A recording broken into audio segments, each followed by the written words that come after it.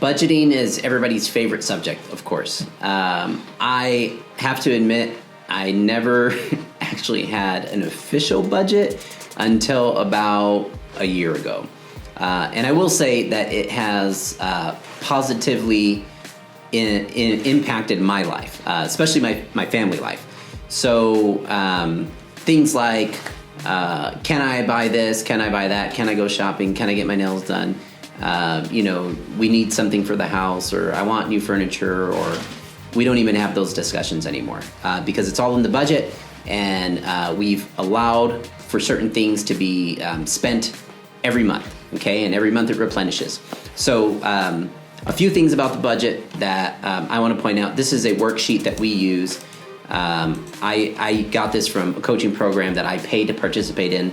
They monitor my budget every month. I have to turn this in to my coach, and they look at what I'm spending my money on or saving on. So I'm going to give you a brief overview, and then from there you can reach out to me if you have any questions. Okay, so first column here. This is these are the names of the bills that you have. So your rent, mortgage, car payment, credit card payments, utilities. Now, personally, I do things that I want to budget for as well. Some people think that budgeting is for saving. Budgeting is for spending. So what do I want to spend my money on? So I want to travel. I want to do things for my kids. I want to pay my property taxes. I want to invest. I want to have money set aside for investing in the stock market, for real estate. So, but column one is strictly to survive.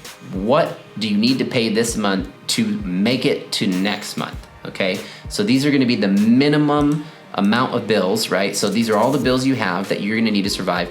And then at the bottom here, I would probably go more towards the things that you want to spend money on, which would be the vacations. So in column 2 here, you're actually going to put the number associated with the minimum amount. So I pay $2,000 in rent, pay $500 for my car.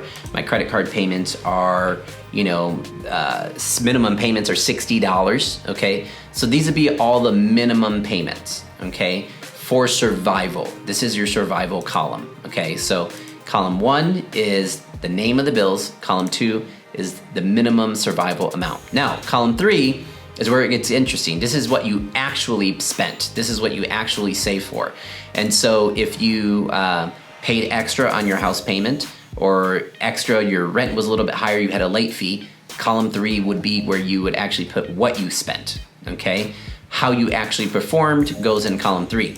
So minimum is in column 2 to survive. Column 3 is what you actually spent. So if you actually did give money to an organization, a charity, or your church, you would put it here. If you actually saved in your IRA or self-employment pension or your money market or your 401k, you would list it here, okay? Now, column 4 is what you saved, okay? So column 4, if you did save some funds, you would list it kind of down here. And you can change, obviously, the title because we want to know what you're saving. Ideally, you're saving 20% of your gross income. Now, it gets a little tricky because in column 5, your total paychecks, this is actually what comes into the home, okay? So that's going to be your net income that you want here, dropping down to your net income.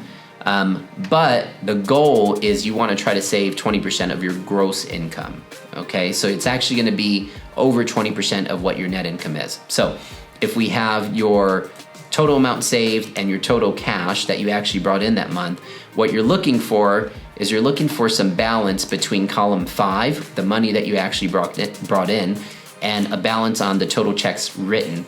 These two, column D or column 1, and 5, you want these to match, okay? So you want what you actually spent in credit cards, rent, saving for vacation, whatever it is that you did, and all the money that you saved in this column. If you're adding them both in here, you want it to add up to the total cash that you have coming in. So if your total checks are $20,000 and this is what you brought in, you want all of your expenses, let's call them $15,000. Okay, and you want the money that you saved, $5,000, okay, to equal 20,000 here, okay? So you're gonna list the money saved here. You're also gonna list it here because you want it to all add up. Now, the problem with most of our budgets is like this. We're bringing in, or we're spending more than what we actually brought in. This is what we wanna fix, okay? So, I don't wanna go into too much detail. This is how the general form works. Reach out to me and we could get together and I could coach you through this program.